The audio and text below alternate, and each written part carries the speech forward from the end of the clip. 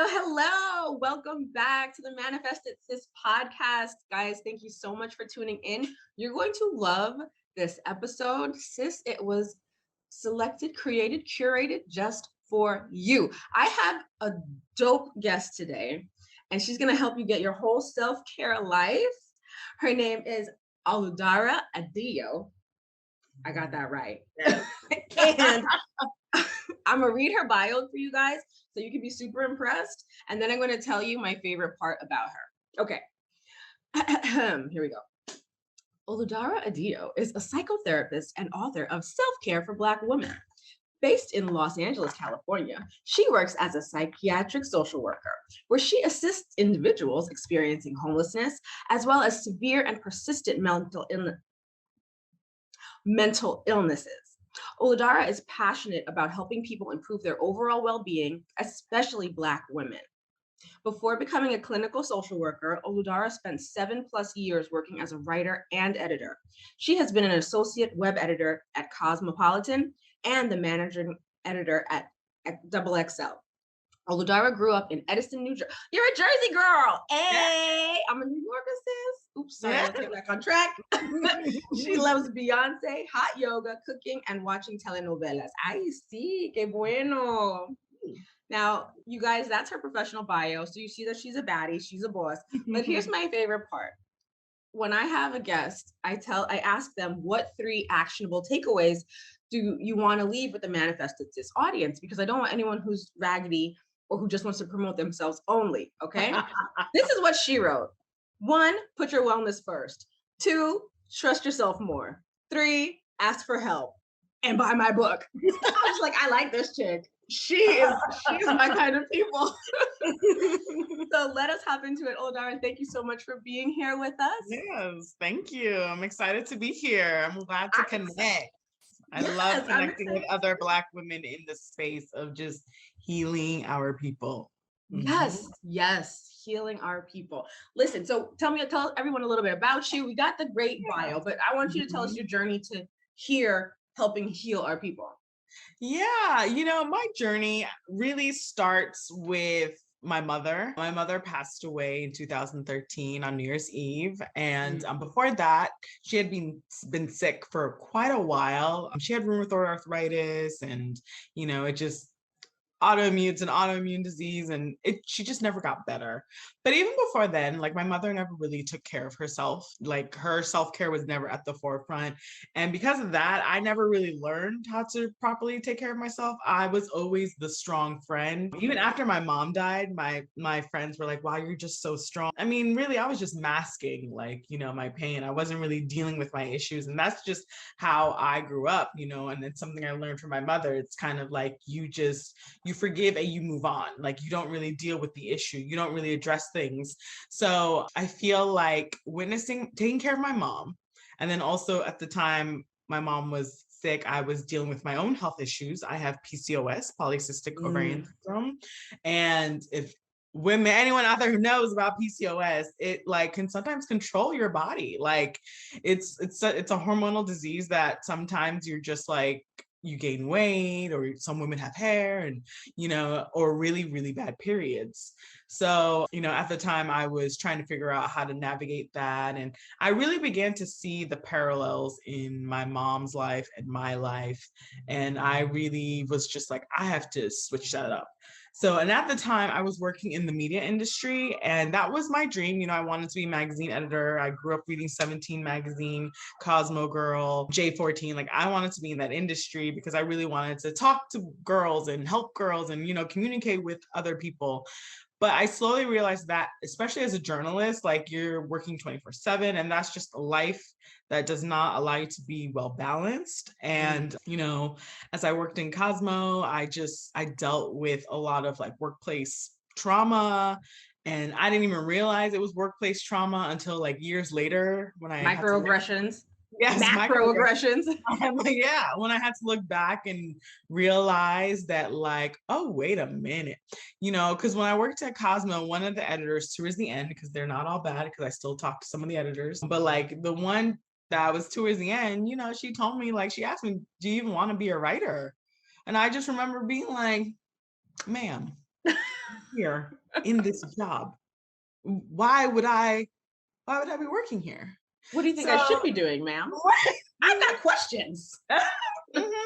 And I mean, ultimately, it's like, my writing style just wasn't her style. I mean, I feel like, when it comes to Black women, like, when people don't understand us, they're just like, oh, it's not right. No, it's just Yes. different. So, so then I left that job because around the time my mom passed away, I also decided to leave the job. And I was kind of figuring out what I want to do. Then I got a job at Double XL, which, by the way, you're the first person I talked to that said it correctly the right way. Most people say XXL, which is like, obviously when you read it, but it's Double XL, like a Double XL t-shirt. So that was a totally different lane because I was like fashion, beauty, women's, but I didn't feel like writing because I was discouraged. I was burnt out from working at Cosmo. And so when I was at Double XL, I was like, oh, all I have to do is edit. And it was great, but it was also very toxic, worked long hours, and it was entertainment, and the entertainment industry is very, very toxic. Just a lot of stuff that I was just like, I'm like, I can't live a well-balanced life here. I'm exhausted. And I really began to realize, like, I really value like life outside of work. I value having a persona or a personality, or like just, I guess an identity. I value having an identity outside of work. And I just realized that being in the magazine industry, I was not going to be able to have that. So I had to pursue a different career path, and I didn't really know what I wanted to do. And I had to listen to myself. I had to think about, okay, what was the last job I really liked? What was the last thing I did that I really enjoyed? And it was working with children, and I decided to explore that. And I quickly realized that's not the route I want to go. And, with my community of friends, they led me towards looking at social work, and they knew me and they're like, this might be your path. And I explored it, and it just spoke to me. It spoke to me from the moment I looked at the school, the moment I got into USC, University of Southern California, to getting a scholarship to go there, to landing in California. Exactly, like landed in California, and like California just felt like home. I don't know if you ever just been in a place and you're just like, oh, this feels like me. And it just felt like me. And so, and every step after that, every class I took was confirmation. Like it just made all my steps to get to where I am now, like everything just made sense. And yeah, so once I was in social work school, like I really decided to take self-care seriously. And I, started doing a lot of the things I mentioned in the book are things that I've actually done. So yeah. So you started self-care while in school. Mm-hmm. Does how you practiced self-care then Mm-hmm. look how you're practicing self-care now? No, definitely not. When I was in school, it's very regimented and it's very structured. So I was able to, be a little bit, well, no, I definitely had a lot of late nights because when you're a student, you have to write a lot of papers. But like, I definitely was able to, I was definitely in that mindset of like, oh, this is for school time. This is for internship time. This is for work time. So it really helped me build a structure. But now, I just go with the flow.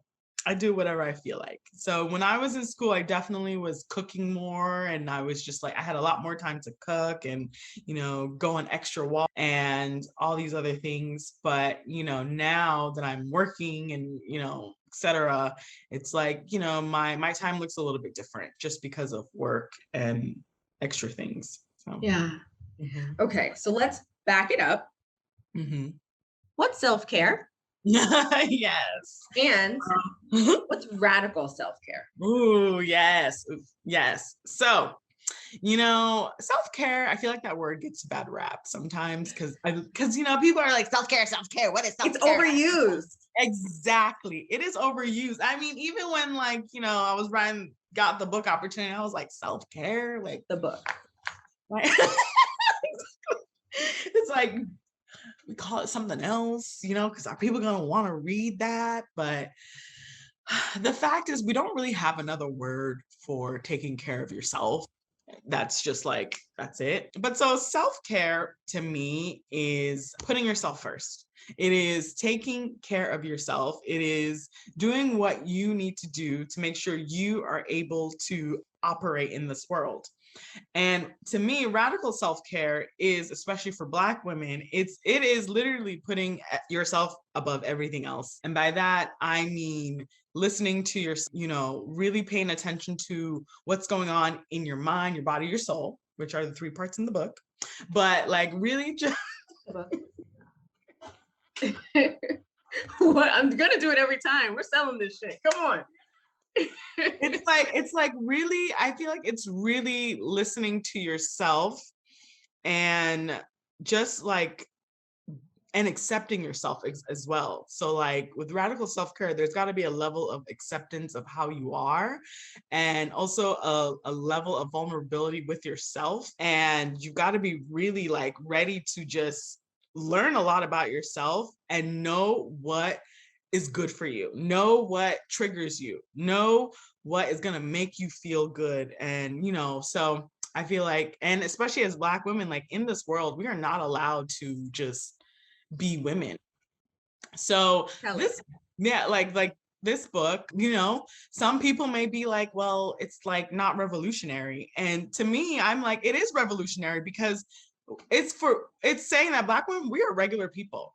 Like we're regular. We like, us wanting to take care of ourselves is an act of, political warfare, because us just wanting to simply, get a pair of cute pajamas and feel good about ourselves is revolutionary, because we're not made to feel like we can just be regular and just be like normal because we're Black people and we're Black women, and we have to, be revolutionary, and it's, us taking care of ourselves has to look a certain way, and it's got to be radical with like, a negative connotation. Like it's got to be like, in your face and just, Yeah. You know what I mean? I kind of do. Okay. It's like, it's very normal to wear the hair that grows out of your scalp. Mm-hmm. But when we do it, it's a whole big thing. Mm-hmm. Mm-hmm. So I feel you on that. Yes. It's so like everyone's got something to say. Yes. So I love that this wasn't just self-care for women. I love that it was self-care for Black women. And let me just be honest. Okay, listeners, let me just tell you something honest. Transparency time. When this book, I got the copy in the mail, I was triggered. I was like, this is the book I wanted to write. Oludara thinks she is. And then I read it and I was like, well, I love her. So I can't hate her. I got to get her on the podcast. Because this book is unapologetically Black. First of all, a Black woman buying a book for Black women, self-care, is powerful. And then when you open it up, it isn't the take a bubble bath, love yourself. It's deeper than that. It's literally go get your hair braided, sis. Go find a Black doctor, sis. It's really for us in a way that it can't be for anyone else. Exactly. And I love that about this book. Yeah. And I think it's so important, because for Black women, like our self-care really isn't like, okay, yes, like take a bubble bath. Of course, those are great things and we should do them, right? And they are part of our practices, but it's like, you don't understand as a Black woman what it means to go get your hair braided. Like, you don't understand what it means as a Black woman to wear your regular hair, because, people, have demonized Black hair. I mean, we literally have the Crown Act because people are discriminating against Black women with hair, just because the hair that grows out of our head. And in this society, we're often made to feel like we don't belong, like everything about us is wrong, and just wanting to exist is such a hard thing for us.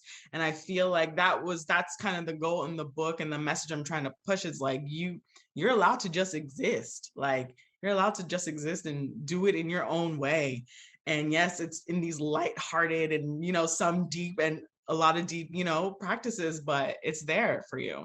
Yeah, some of them were really deep. And I would turn the page in the book and be like, the doctor one got me, because, it's a disproportionate amount of death and injury at the hands of doctors who do not understand us, because they literally believe that we can't feel pain.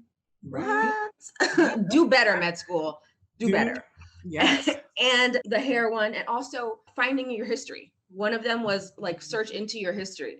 That's heavy. Oh, it is heavy. That is one I really love because, I am Nigerian American. My parents are Nigerian immigrants. I have a really close, strong bond to the country of Nigeria. I have family there. But then I have friends who are Black Americans and they don't know that history. They have to go to Ancestry to get that. And it can be so like daunting, and also like you feel lost sometimes as a person in this country who's a descendant of slaves. Like you don't know that history, but there's just so much power in learning your history and learning where you come from, and even just going to where your ancestors have grown up in, whether it's like another state or something. Like you just really get to feel connected to them and get reminded of your history and how strong you are, and that you aren't just what these labels the world is trying to put on you. Yeah. Okay. And that is something that I think many women might not have thought of for self-care. Because let's be really, really real. When we hear self-care and see it, it is a white lady in a bubble bath with cucumbers on her eyes. And it's like, no. Self-care is so much more than that. Yeah. So what do you envision? What do you envision for the woman who picks up this book and reads it? Who is she? I definitely feel like she is someone who doesn't know what to do to take care of herself, in the sense of like she's done all these. I feel like it's someone maybe towards the beginning of their self-care journey. I definitely feel like it's someone who may be deeper. These could be good activities as a reminder, but definitely someone who hasn't really explored beyond journaling and taking a bubble bath, and they haven't thought beyond those realms, that this book could help spark some other ideas for them. So yeah, definitely make it more holistic and make it part of their daily practice. Yeah. What are your daily practices? Yes. So let's see. In the morning, I usually turn on Tony Jones. Do you know? I just found out about her. I'm obsessed. Obsessed. Like as soon as I heard Affirmations of a Grown Woman, I like told every single one of my friends. I'm like, you need to listen to this album. You need to listen to it. So wait, time out. Listeners, after this episode is done, you need to go to Spotify, Pandora, wherever you listen to stuff, and check out Tony Jones. Tony with the I, Jones.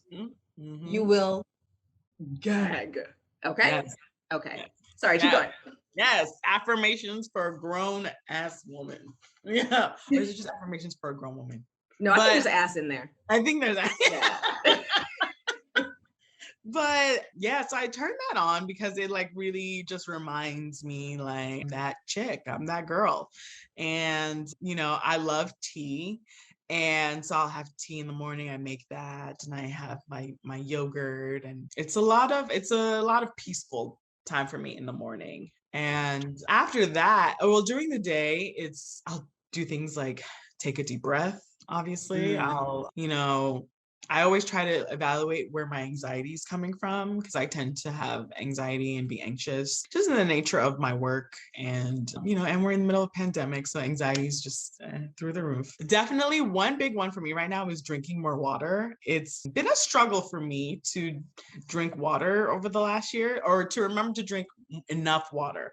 And I feel like I get so caught up in my work day, and I just like, I'm not even thinking about drinking water. And then, at the end of the day, I'm like tired or just, cranky. And I'm like, what has happened? Oh, I haven't had enough water. So I've been really trying to focus on that. And also I go on walks. I love going on walks. Walks are my favorite. I go to therapy. It's one of my favorites. I love to do. I love going to therapy. What else do I do? I journal. I'm a big journaler, always have been. Yeah, it really is great.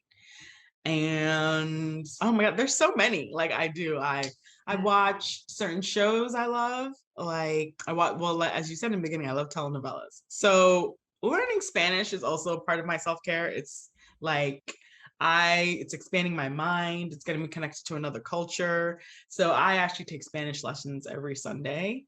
And ¡Qué bueno! So I'm working on that. And also it includes TikTok. Hey, that's self-care. Scroll and laugh. That's self-care. Scroll and laugh. And it's become a great place for me. Like I love it. I love it. And I've gained a substantial following, and it's like, it's just, I love it.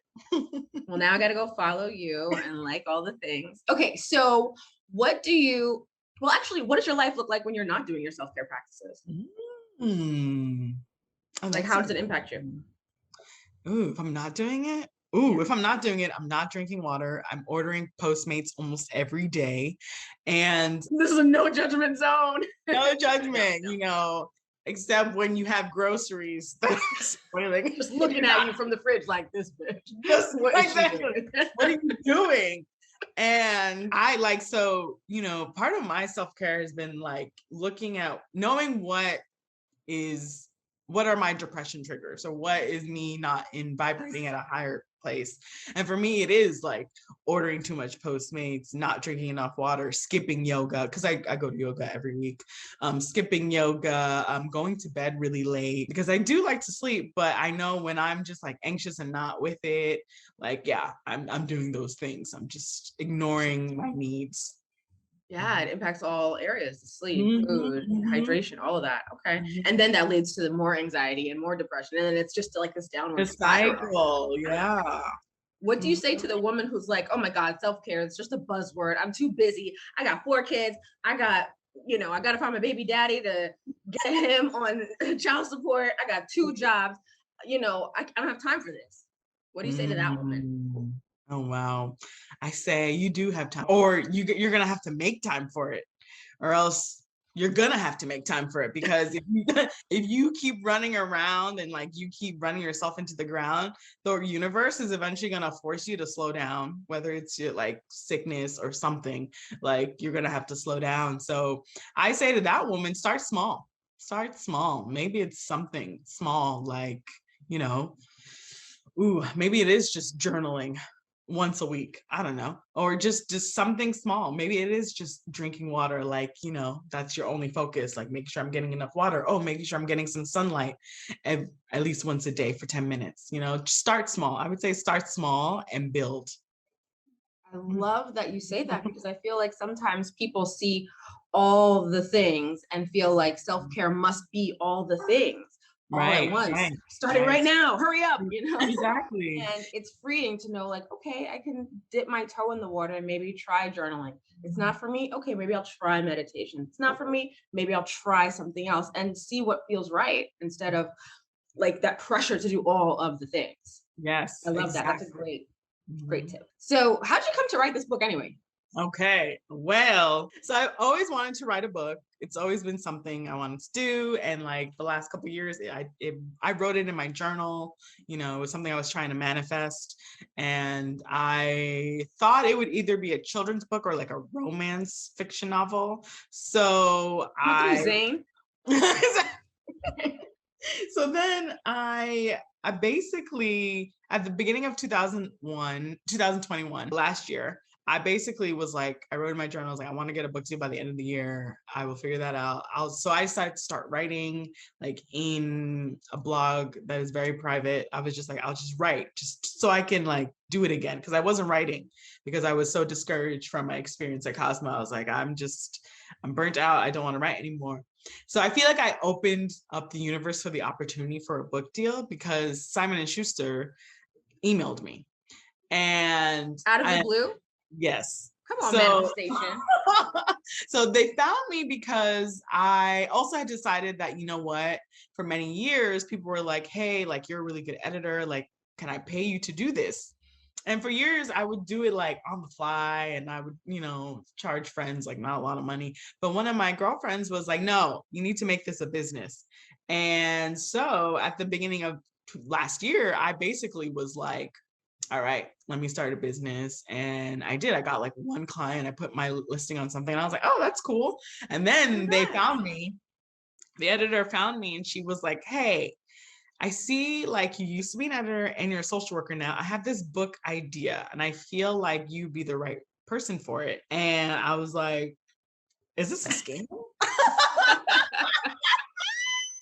I really was just like, I did not believe it throughout the whole process, even up until the signing of the contract. I was like, this is a scam. Like, this is not real. They're going to pull the rug out under me. Like, and I mean, like you said, like, oh, this is the book I wanted to write. It's like, yeah, when I got that deal, I was like, wait a minute, this is the kind of book I want to write too.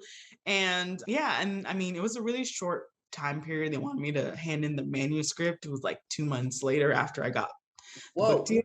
Yeah, but the thing is, it's written in a way that I was used to writing in the past. So it was like, I knew I could churn it out. I knew I could write it out in a couple months. I mean, it was, by the time I was done, I was definitely like, okay. It just happened.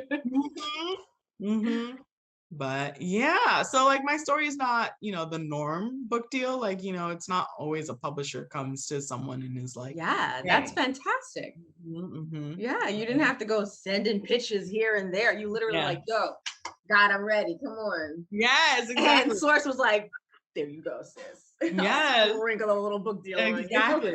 Yeah. And I was ready for it because, I had to submit a sample, right? Because they were still kind of like, well, we want to see what you can do before we actually agreed for you to write it. And I was like, oh yeah, I'm going to do this. Like, I put my foot in everything, that whole sample.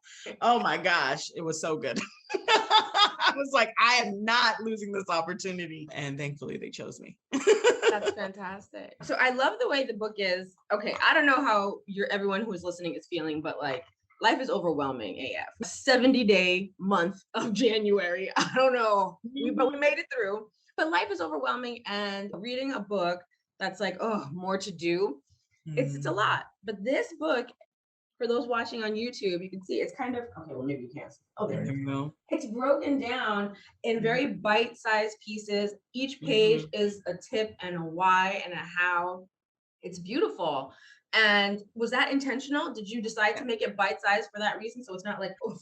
Yeah, I think they did. They were like, this is what it's going to be like, which is why I agreed to it. Because I was like, okay, if it's going to be bite-sized and I can break each one down, I can do that. I can do that. But it was very much so like each tip is its own thing. Yeah. Like, it's not like you read it cover to cover. Although a lot of people are sending me messages saying that they are sitting down and reading it cover to cover.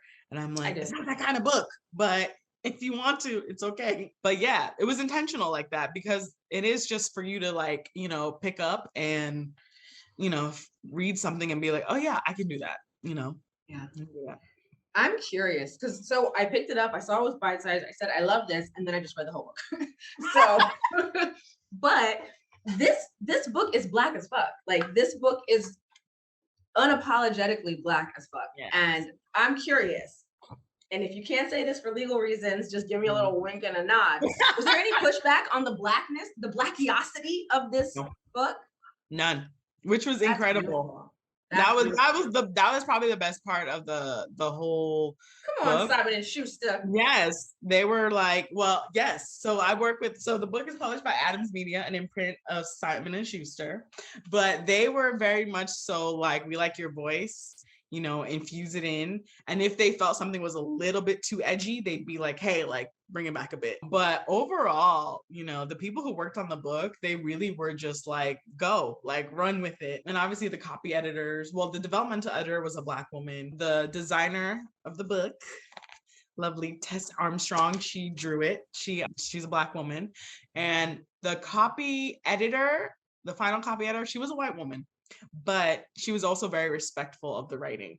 And if she had a question, she would ask. And I could like tell sometimes like, some things weren't shifting culturally for her. So she would ask the question. I'd be like, that can stay in. The people who read it will get it. I love that. I love that you were supported and it was a safe space creating it. And the book itself is a safe space for everyone who's going to read it. It's really beautiful. No. And it feels like love and it feels like what we need. It's holistic love and it's forcing you listener, I'm talking, to take care of yourself and put you first. If you don't, girl, it's not gonna be good. It's not gonna be good. Yeah. So what is your one wish, if there is one, for the woman who reads this? She reads it, she's like, this is the best book.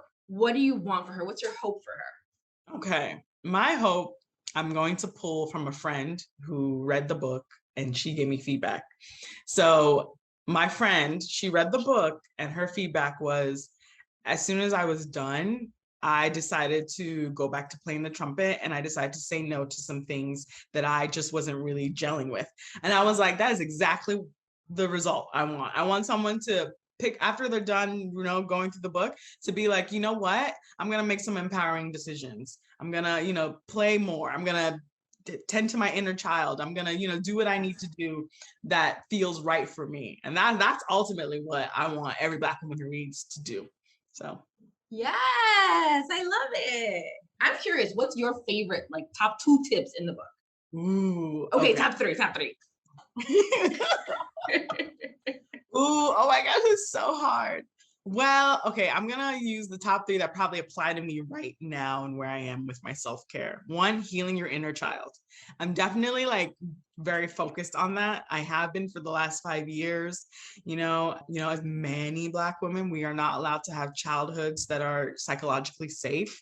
So it's like, now that I'm an adult, I'm doing all the fun things. It's probably why my TikTok is so popping, because I'm just like, I'm playing on TikTok. So it's like healing your inner child is definitely like my top 1. And I really think a lot of Black women should do that.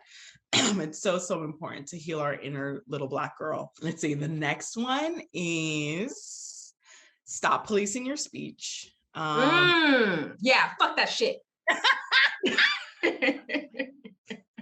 Exactly. I love that because I used to be a person that just would not say how I felt.